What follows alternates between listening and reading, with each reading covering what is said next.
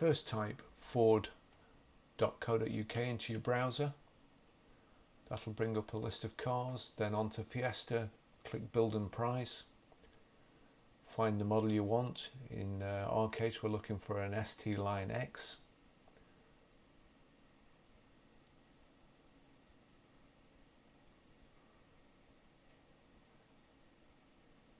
Then onto body style, 5-door. Then onto drive.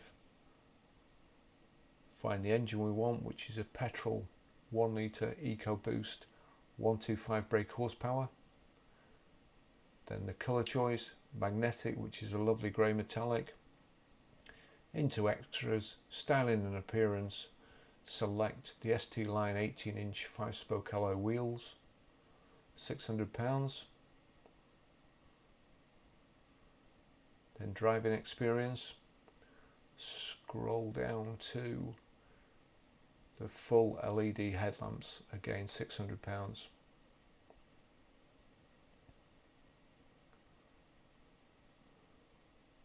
Comfort and convenience, Bang & Olufsen premium audio system, £350. I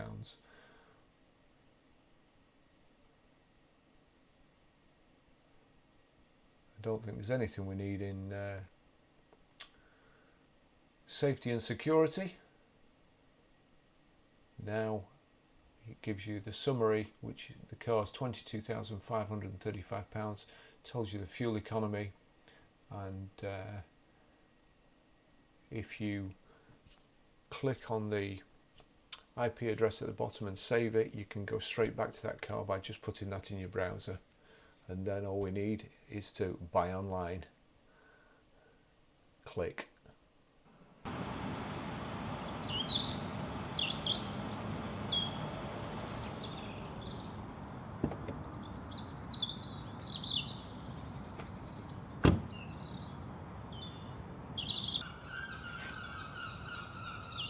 Just in time for the seagulls to come over. Ford have very kindly lent me this Fiesta ST Line X. It's a 5-door 1 litre EcoBoost with 125 brake horsepower. I'll tell you a little bit more about it as we're going along. But I've been driving it for about 3 or 4 days now. It's a really great car, very economical. It's got everything that you could possibly need. It looks good. It actually reminds me of the old Puma at the front. I don't know, for some reason. But this one's got a couple of extras. It has the LED headlights. It's got the bigger 18-inch wheels, although they cost £600. They look fantastic, but the other ones look fantastic too. And it does slightly less miles to the gallon with the 18-inch wheels on than it does with the 17s on. So you may want to consider the £600 offset and the extra 1.5 miles to the gallon, something like that, depending on how many miles you do, and of course the extra cost of the lower profile tyres and the bigger tyres. But it looks great, especially in magnetic grey with this dark silver metallic and diamond cut rim there. You've got the ST Line badges on here, black window surrounds, rear privacy glass, the little side skirts there, privacy glass in the back there as well, the tailgate spoiler at the top, electric boot release, rear load cover. I think there's enough luggage space for anybody, but I travel light. A 60/40 split rear seat.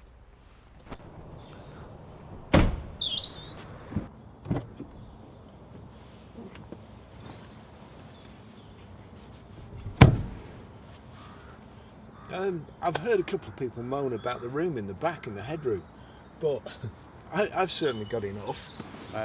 There's enough leg room if you put the seat forward a little bit. That's not where I would normally drive, but if I had the seat back where I would do, then once I'd got in, I'd have enough room.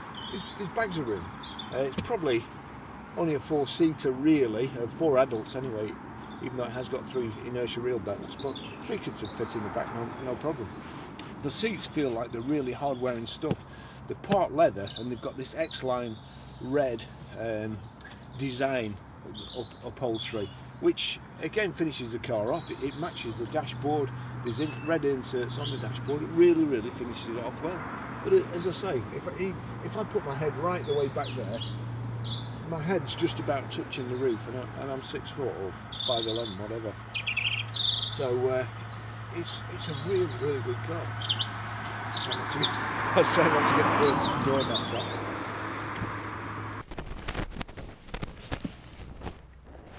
I'll just take you for a ride. It's remote central locking but keyless go. Electric start there. There's actually a key charger down there. Just lay it on the mat and it does the business. Top speed is 121 miles per hour and 0 to 62 is 10 seconds. I'll just take you a ride in it and try and explain a few things on the way. I'll put the fuel economy, cut it into the video.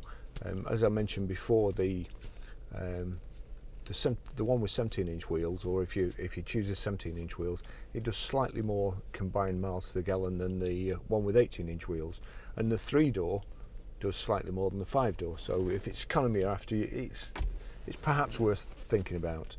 The automatic does quite a few less, but you can only get the automatic in the 100 brake horsepower engine. So again, if this is the one you want, then manual 6-speed it is.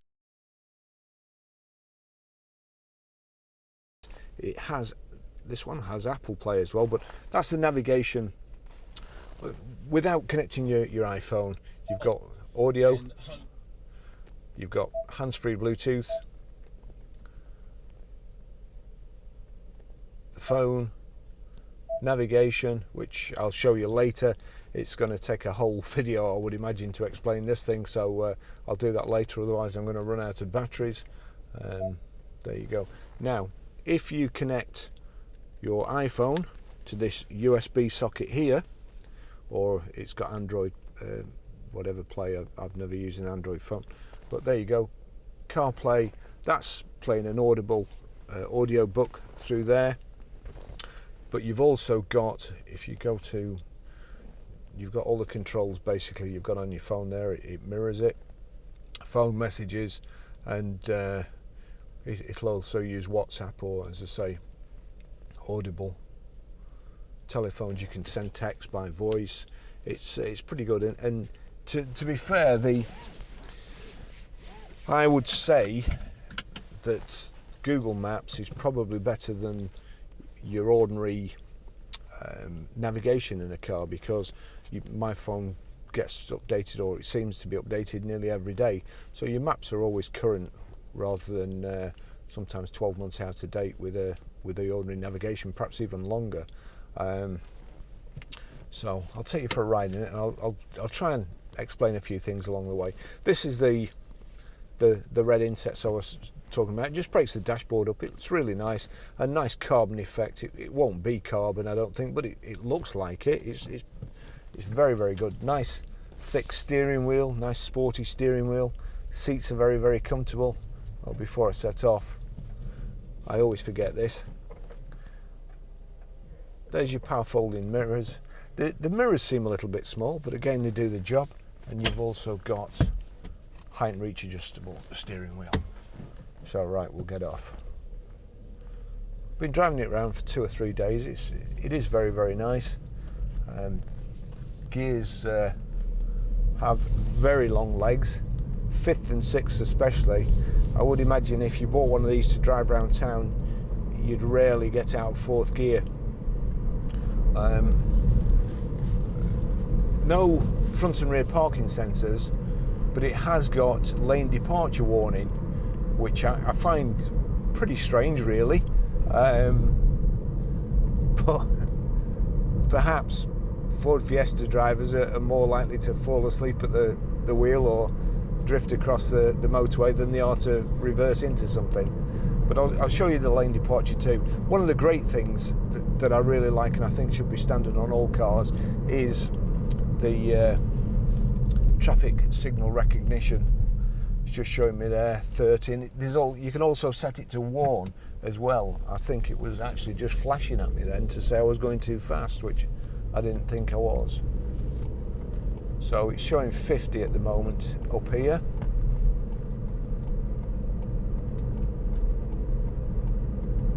now it's gone to 60 miles. So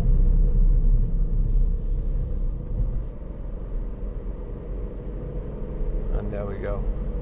So we'll just give it some gas along here. So we're in third there, but fourth and fifth, they're kind of like two overdrives. There's very little acceleration in it. I mean, I never speed anyway, so I've only been up 70. Whether you get acceleration from 90 onwards or something, I don't know. But there you go. We're in sixth there, doing 60 miles an hour at 2,000 revs. The lane departure warning is on. It's gone green. You can set it to two. You can set it two ways. Now, if I go over the centre line there, it's actually turning me back. It's taking the wheel off me and applying pressure there. That's because I haven't signalled. If I signal, it'll allow me to go across without trying to get me back into the middle of the lane. You can also set it just for an alert. Let me see, if I click that, traffic sign recognition, lane keeping system, mode, alert and aid. That's when it pulls you back.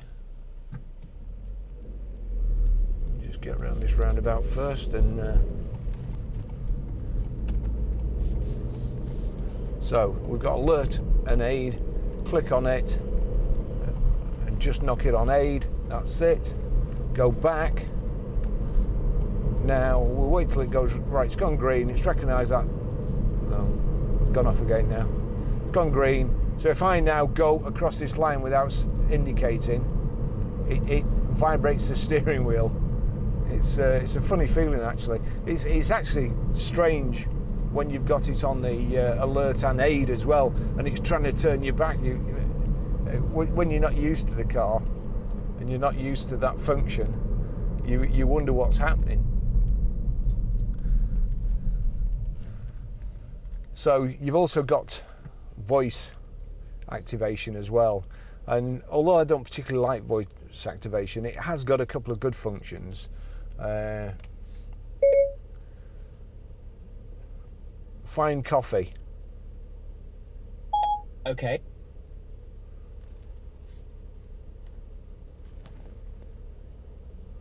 Starbucks. And then go.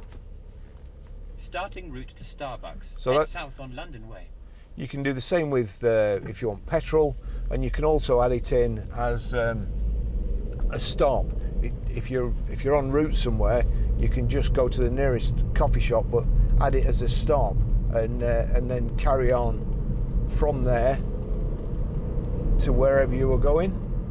That's good. The thing I most like, keep left to merge onto M65 towards M6. And I most struggle with sat navs in different cars, is once I've set the use the left lane to take exit 1 onto M6 towards M58. And if to help me demonstrate, once I've set the sat nav, if I get to a place where I know where I'm going from there on, and it still keeps giving you directions, you then have to mess around with the sat nav and go to different screens to cancel. Take the fourth exit to merge onto M65. The instructions. At the roundabout, take the fourth exit to merge onto M65. Because they become annoying. However, with voice, cancel guidance. All right, done, Barrie. There you go. It even knows my name.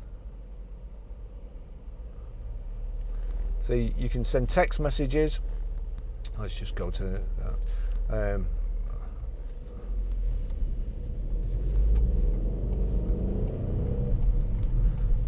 So text messages. Who do you want to send it to? Gordon. What do you want to say? I'm out in that ST testing the sat nav and the messaging system. Text me back if you get this. Your message to Gordon says I'm out in the street testing the sat nav and the messaging system. Text me back if you get this. Ready to send it? It's not ideal. Send. Okay, it's sent.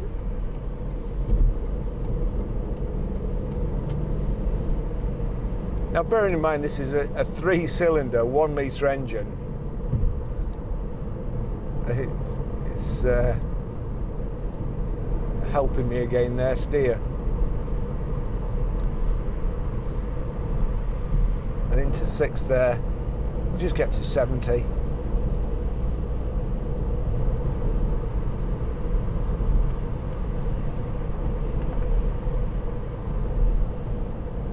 (2,200 revs), there or thereabouts. The cruise control button there, switch on. You've also got speed limiter, so we switch the cruise control on, just click up there for set, and it's only doing 63, so we just want to go up a bit, set it to 70 miles an hour there.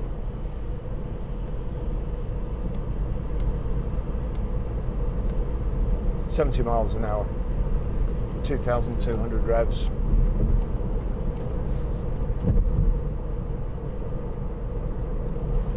Nice sporty feel to the car. I don't think the suspension's too hard, but if you want the looks of the ST and not the insurance bill or the running costs, then this is ideal. In my day, we used to have the Nova 1.3, and you could get the Nova SR. The Nova SR was outsold the Nova 1.3 by, I don't know, 10 to 1 or something at our garage, but they just look that little bit different, that little bit sportier, and it's just like this. But this actually, in this magnetic grey with those wheels, it looks awesome for a little car. Looks very, very nice. The seats are really comfortable, nice and firm, and it's just well designed all round, really.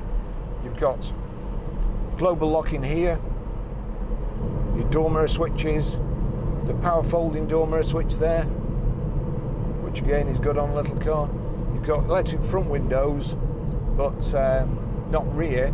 This one has got the Bang & Olufsen sound system. I think there's 7 speakers and something like 675 watts power. It's fantastic. When I do a test, I'll play some music, but we'll perhaps just play the radio or something.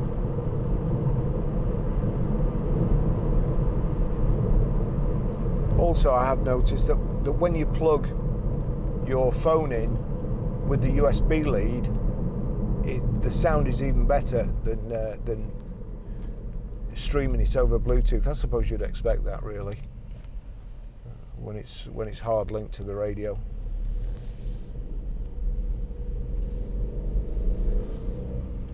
And this is the X line, so it's got a few more extras than just the ST. Sorry, I keep getting mixed up with this.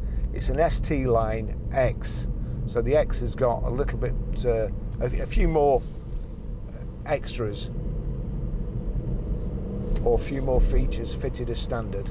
That's probably a better way of describing it.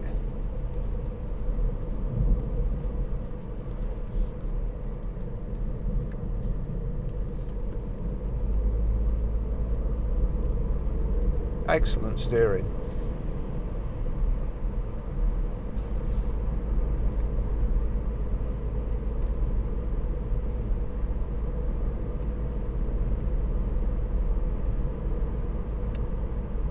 That explains why I'd got it on just alert, which was why, aid, which is why it was turning me back. But now it's on alert. We'll just go back. Lane keeping system. If I go over this line here, it vibrates the steering wheel.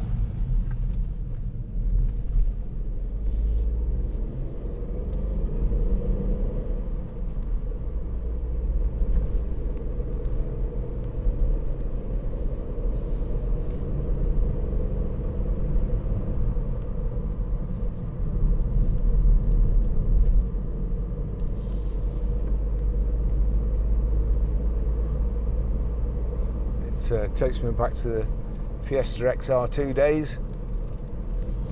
There we go. Just went over the line again. The indicator there goes red and vibrates the steering wheel. As I've said before, if I'd fallen asleep, it wouldn't wake me up. but I suppose it's just enough to get you out of a daze or a daydream.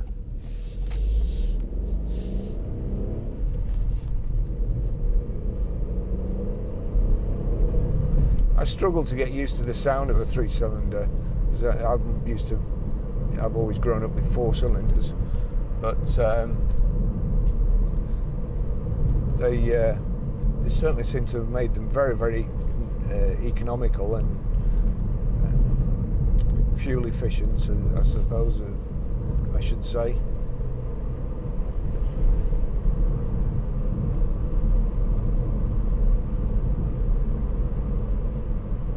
There we go, it's just vibrating the steering wheel again. Just put it on. Let's see if I can just do it quickly before we run out of. We'll go to alert and aid and then back. Now if I drift over here, there you go, it's pulling me back into the carriageway. And then it tells me off and tells me to keep my hands on the steering wheel. I don't know how it knows that.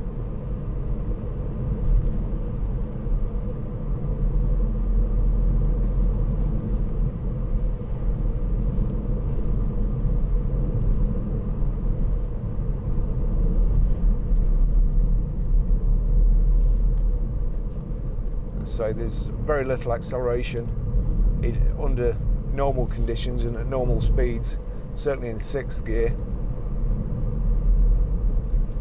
Not too much in 5th. In 4th there's a little bit, but it's obviously geared for economy.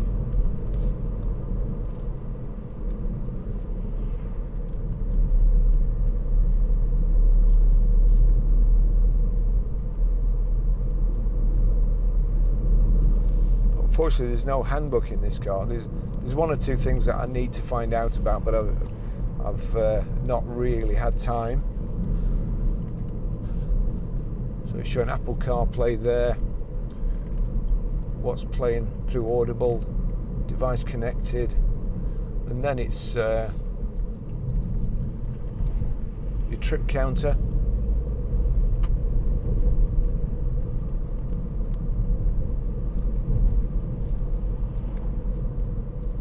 Trip counter 1, trip counter 2. Of course, I don't suppose the car's running either, so it's only done 446 miles. One thing I must tell you, which I find fantastic,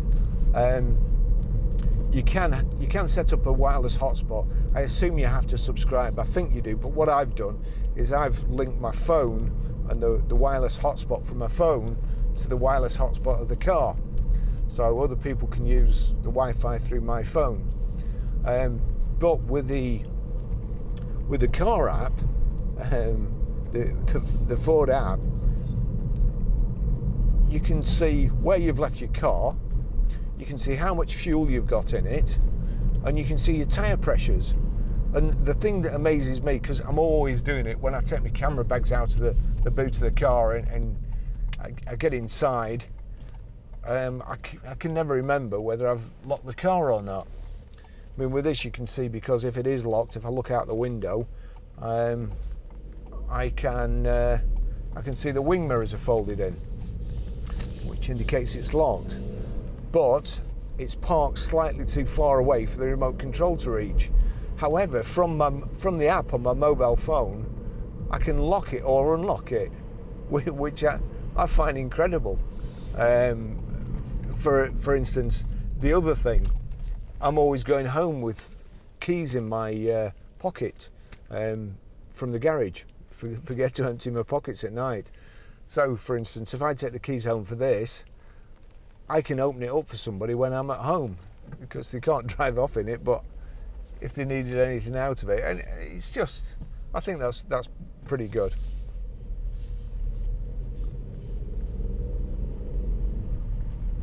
It's got this carbon fibre effect inset to the dash, and it is really, really nice.